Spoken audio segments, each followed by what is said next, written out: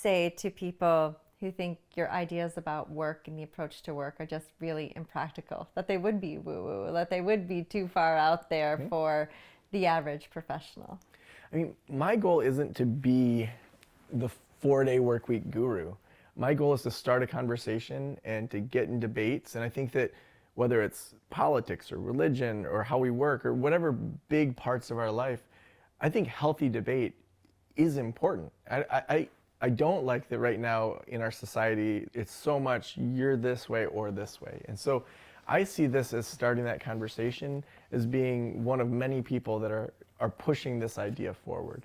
And so I feel no protectionism around the idea of feeling like I have to defend it. If anything, I would love to have those conversations because I may very well have blind spots as well, where, oh wow, in that industry this absolutely could not work. Okay, I should think through that and could it work or not. So I do think most people's default though is that this is impractical. So I would challenge them back to say, why is that impractical for you? And I would want to poke holes in it and say, is that really true that it's completely impractical, or is that just the default that you go to? Because I think we all have our defaults of what we think is impractical, but then there's always somebody that does something different. I have a friend, Jeremy, he was a professional snowboarder in the 90s, and he was sponsored by Burton and would go all over the place, and he was talking about like the size gaps that people would jump on a snowboard and how I think 20 feet was kind of the max for a while. And he was talking about how recently, I don't remember what the number was, but it was like a 200-foot gap or something just crazy, where it was in the 90s, no one would have even thought that someone would try that. But that's always the case, that there's always someone that's trying to do something bigger and better and expansive. And if we can have these conversations of, this seems limiting and like it could never happen, there's people that have rechanged society. I imagine in the 1800s when everybody was working 10 to 14-hour days, 6 to 7 days a week, if someone said to them, you know what, there's going to be one of the most successful companies in the world in the 20th century, and they're only going to have 40 hours a week that their staff works, they would have said that's impractical. And then Henry Ford did it. And so the impractical people are the ones that reshape society. And so if someone calls me impractical, like, I see that as a great thing. Yeah, thank you. Yeah, thanks. And I may be totally wrong in some areas, and I may have to write another follow-up book saying where I was wrong. I don't know. But to me, the conversation and the development and the not accepting the status quo, like that is the most important part of all of this. And to say that we get to move past the industrialists and reshape society in the same way the Babylonians did, in the same way that Henry Ford did. We get to be that generation now to say, do we want it this way? We lived through a freaking pandemic. We have the right to say, we don't want to go back to the old way. And what we decide to do with that is the big challenge for our generation. It is. And it's, again, what I'm blown away by is you started this book and these beliefs and you put them out before the pandemic. And this moment in time is where radical change can happen. So your book gets a real great boost from the pandemic. The book alone would have been tough, but this now book's sponsored by COVID-19. Exactly. But it's like the inspiration and the idea and the context shifting, and you start to see people having these conversations. And I think I'd like to challenge people.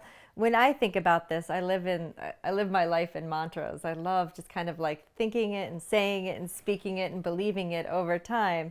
But just the simple mantra of maybe starting for anyone reading this book is, I have the power to design my life. And just say it until you believe it. And then belief follows behaviors, and then start doing it. Yeah. And just people think that it has to be this huge monumental thing. And I remember this one study that just shifted that for me from the University of Illinois. They were looking at this thing called vigilance decrement. So vigilance, how well you pay attention to something. Decrement meaning breaking down over time. And so the idea was that, like a glass of water, that our energy when it's done, we got to go to sleep, we got to eat, it's just tomorrow you'll get more energy. And that it was just gone, that there wasn't a way to optimize it. So these researchers had this task for college students where they gave them a 4-digit number, and it was a super boring task. So for an hour, whenever your 4-digit number came up on the screen, say it was 2345. So your number 2345, whenever that comes up, you have to hit a button. And then when other numbers come up, you don't hit the button. So for an hour, crazy boring task. You're just looking at numbers coming up the whole time. There was vigilance decrement. At the end, they paid attention worse than they had at the beginning. Then the second group that they brought in at the 1/3 mark, so exact same study, 1/3 mark, they gave them a 1-minute break. And they said, we put you on the wrong computer, hang out in the lobby. They didn't have their phones or screens. Brought them back in after a minute, had another third, did another 1-minute break. So over an hour, 2 1-minute breaks.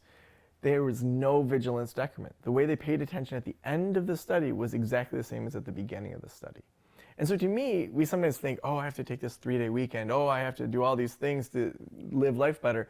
We're talking about 2 minutes in an hour, and they paid attention as well as they could at the beginning as at the end. And so when you think about the way the brain operates, our brain is still super old.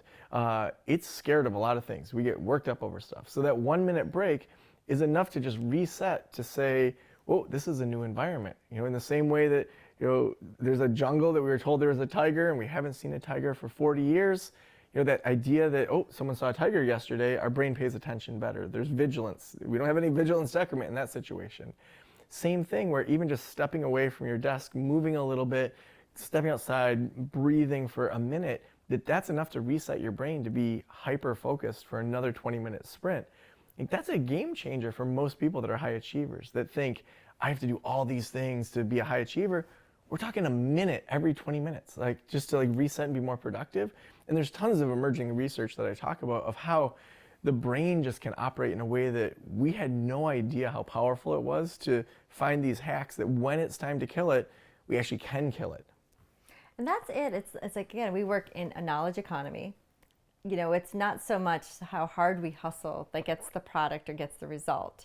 It's how we optimize our time. So it is. So it's to a reader's, or professional's, I should say, interest to get to know a little bit more about their brain and how to optimize their performance. And so that's the business case, right? Yeah. Well, I would actually argue that we've moved past the information age. We have more than enough information. You can find a YouTube video to fix anything or do almost anything, but it's overwhelming just how much information is. We've really moved into the implementation age, where the people that can find those shortcuts that can help you optimize in a shorter period of time, they're the ones that are going to continue to succeed. And so the more that you can understand how your particular system, your particular business, your particular even family, how do we implement this knowledge quickly, those are the people that are going to continue to grow and to scale, rather than those that are just content creators of just basic information.